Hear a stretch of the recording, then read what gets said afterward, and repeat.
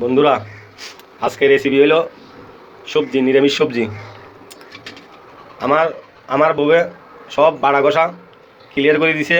ফুলকপি ভাজি দিছে, এই যে ফুলকপি ভাজি, আলু ভাজি। আজকে ফুলকপি আলু ভাজির রেসিপি হবে, ডালনা।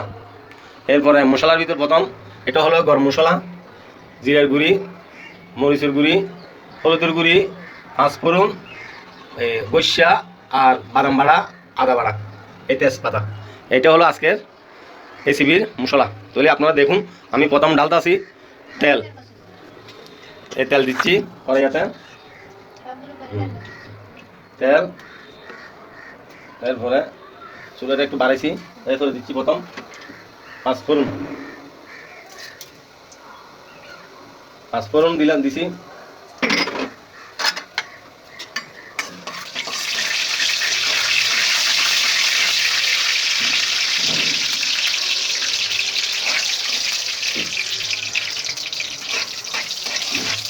পাঁচফোড়ন দিবার পরে তেলটা একটু হিট হয়েছে, এখন দেব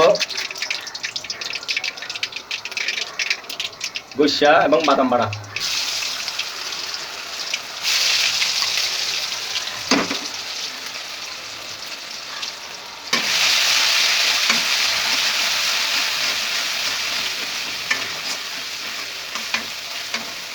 এরপর দেব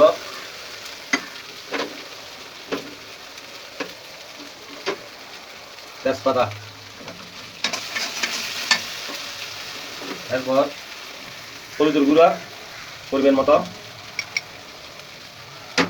এরপর মরিচের গুঁড়া পরিমাণ মতো।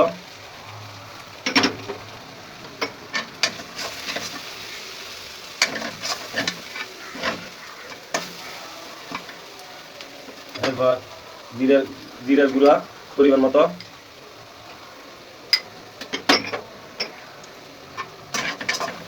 এরপর দেবো একটু জল, দেব।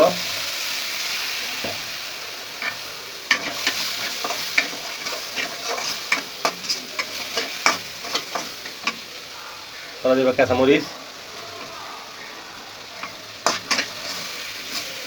করে দেবো আলু, ভাজা আলু। এই আলুগুলো আমার বউ বাজি রাখছে। আমার বউর নাম হলো মেরি মজুমদার। সব রেডি করে দিতে আমি শুধু রান্নাটা বসায় রান্না করছি। এরপর দেবো ফুলকপির ডালনা, আলু ফুলকপির ডালনা। এটা হলো শর্টকাট নিরামিষের রেসিপি রান্না।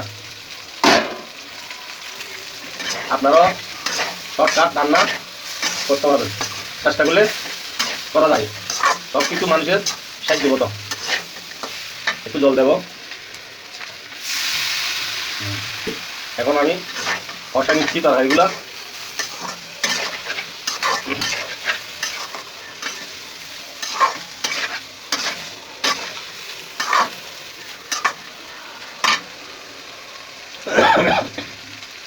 এরপর এটা হলো আদা বাটা।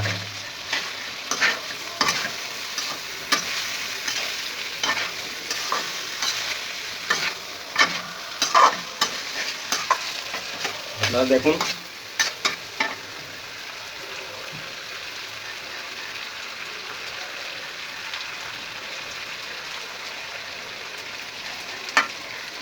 শর্টকাট নিরামিষ রান্না।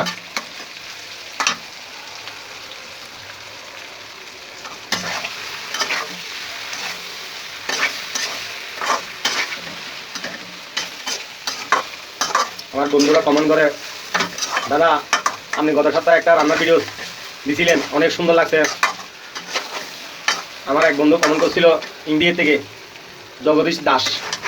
দাদা আপনি আরেকটা রান্নার ভিডিও ছাড়েন, সেই জন্য আমি আজকে নিরামিষের রেসিপিটা, যেটা আমাদের শুক্রবার আজকে নিরামিষ খাই, সেজন্য আলুর দম দিয়ে, ফুলকপি দিয়ে আলুর দম রান্না করতেছি।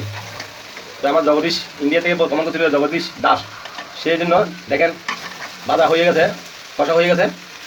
এখন আমি একটু জল দিয়া, একটু পরিমাণ মতো জল দিবেন।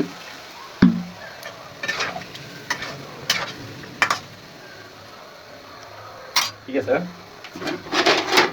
এখন ডাঙ্গা দিয়া চাপা দিচ্ছি। যাই আমি এখন দেব আলু ফুলকপির ডালনা।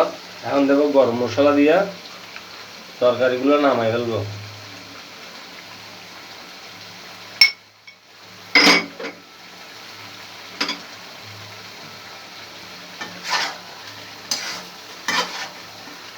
দেখেন তরকারি কালারটা কত সুন্দর, কত নাইস হয়েছে।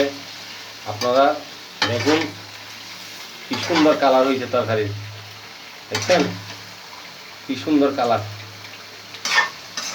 এরপর আমি এখন ধনিয়া পাতা দিয়া তরকারিগুলো নামাই ফেলবো।